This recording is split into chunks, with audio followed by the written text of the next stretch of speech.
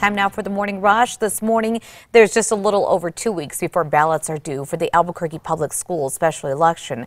Students have been handing out flyers about the election, which includes a proposal to raise property tax by 4.7% to pay for APS construction projects and technology.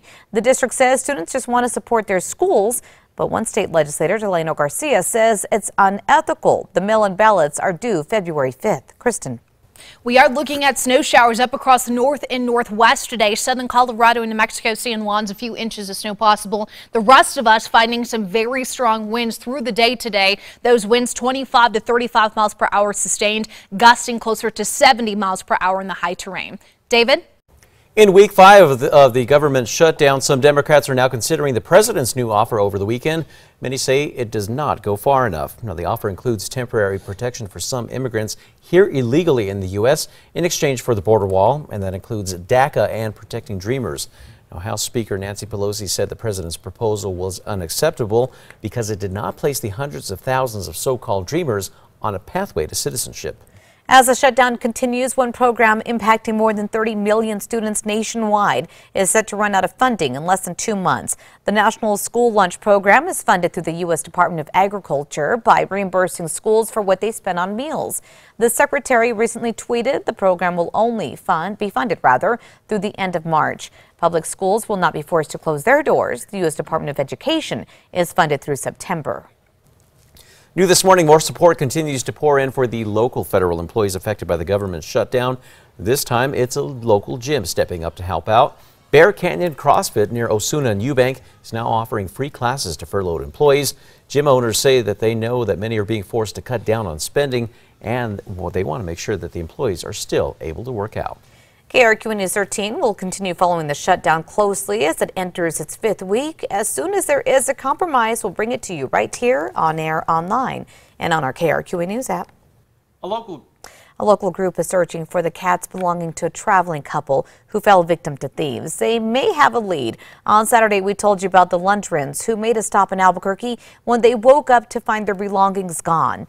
They were all then set on fire by Route 66 Casino. Their Jeep and cats are also gone. The group Street Cat Hub has been searching the area looking for the cats.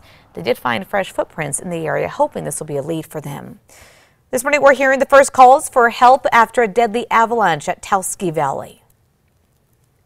As many as 2 witnessed victims are still in the snow. Crews rushed to rescue those skiers buried below the K3 chute on Kachina Peak. One was flown to UNM Hospital. Last check, he remains critical. The second skier, another man, died as a result of the injuries that he suffered from the avalanche. Family identified him as 26-year-old Matthew Zonghetti of Massachusetts. Today, the nation is observing Martin Luther King Jr. Day. In April, it will be 51 years since Dr. King was assassinated. MLK is in observance of the icon's birthday and was observed in the U.S. for the first time back in 1986. MLK Day was designated as a National Day of Service by Congress back in 1994. Government offices and the U.S. stock market are closed today, and Americans are encouraged to observe the federal holiday by doing acts of civic work and community service.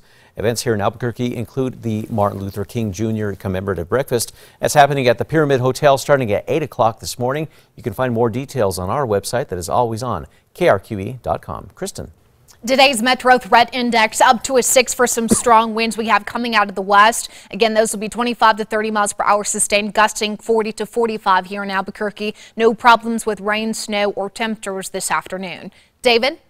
A local gym is helping 2 kids trying to overcome 2 tragic events. 17-year-old Justice and 12-year-old Ashley of Dixon, New Mexico lost both of their parents last year, one to murder and the other to a car crash. Now, just before their mother's death, Ashley was diagnosed with bladder cancer. Albuquerque's Rebel Workout owner Rosalia Chidio is hosted a charity event to raise money, inviting people to come out, work out, and donate whatever they could. A GoFundMe page has also raised about $60,000 for the girls. This morning, a local brewery is trying to figure out how to make ends meet. The owner says the government shutdown is putting his move to Corrales on hold as he waits for a federal license to operate. Joel Gregory, founder of Ex Nova Brewing, says he wanted to move back to New Mexico after finding success with his brewery in Oregon. Gregory has been waiting since October for that license. He says every day that passes without his business being open is hurting him. Kristen. Time now for a check on traffic. Right now, we don't have anything major out there. It's pretty much holiday light traffic at this moment.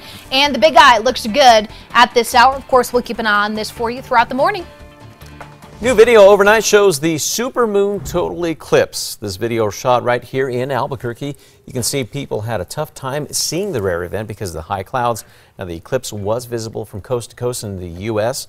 for about an hour. Now, this is in New York City right here, this shot, and this video taken in California. Quite a rare sight to see, and you will not see another event like this until the year 2021. Wow, gorgeous. Yeah.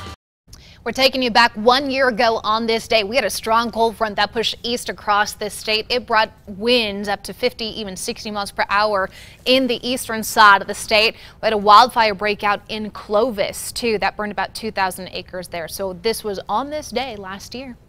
Time now for a look at the 5 facts. At number 5, Super Bowl three-peat appearances. Now the New England Patriots are heading back to the big game for the 3rd consecutive year after a nail-biting win over the Kansas City Chiefs. The Pats led the first half, but in the second half the Chiefs fought back to tie up the game, sending it into overtime.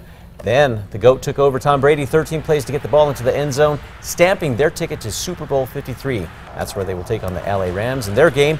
The Rams kicker Greg Zerling was clutch. He nailed a 48-yard field goal that sent that game into overtime and a 57-yarder to win the game. Good job, guys. All right, number 4, today the nation is observing Martin Luther King Jr. Day, honoring the civil rights icon.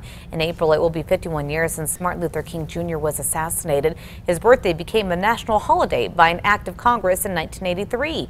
MLK Day was designated as a national day of service by Congress in 1994. Government offices and the stock market will be closed. Americans are encouraged to observe the federal holiday by doing acts of civic work and community service. For events in New Mexico, go to our website, alwayson.krqe.com. At number 3, looking at very strong winds across the state today coming out of the west. We have snow showers up in the northern mountains, accumulating snow for the San Juans. Temperature is very comfortable today, but much colder tomorrow. At number 2 this morning, investigators will continue looking into what triggered a deadly avalanche at Taos Ski Valley last week. One of the 2 people caught up in that avalanche remains in critical condition. The second skier, another man, died as a result of the injuries that he suffered. Family members identified him as 26-year-old Matthew Zonghetti of Massachusetts. On to number 1 now. This morning, there's just a little over 2 weeks before ballots are due in Albuquerque Public Schools special election. Some are calling efforts by students going door to door an unethical way to get people to say yes to a tax hike. Students have been seen handing out flyers about the special election, which includes a proposal to raise property tax by 4.7% to pay for APS construction and technology.